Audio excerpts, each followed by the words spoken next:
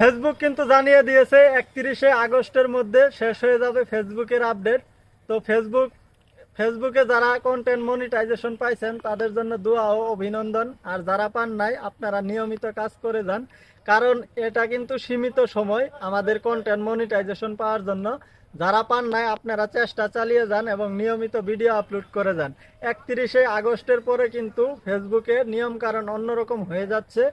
আগে ছিল 60,000 minute watch time এবং 5,000 ফলোয়ার, এই নিয়মেই কিন্তু থাকবে। কিন্তু বর্তমানে ফেসবুক জানিয়ে দিয়েছে 31শে আগস্টের পরে 30,000 মিনিট ওয়াচ টাইম লাগবে এবং 10,000 ফলোয়ার লাগবে।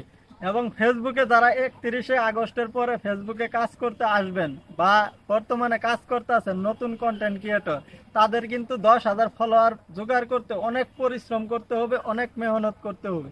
এই জন্য আপনারা 31শে আগস্টের আগে যত দ্রুত সম্ভব চেষ্টা চালিয়ে যান এবং ভিডিও আপলোড করে যান।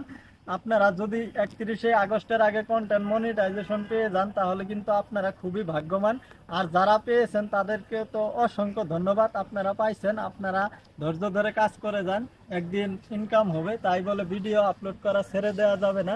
ফেসবুকে দুটি শর্ত মানলে 31শে আগস্টের পর আপনারা কন্টেন্ট মনিটাইজেশন পাবেন। শর্তটি হচ্ছে, 1 নম্বর শর্ত হলো 10,000 ফলোয়ার লাগবে, 30,000 মিনিট ওয়াচ টাইম লাগবে।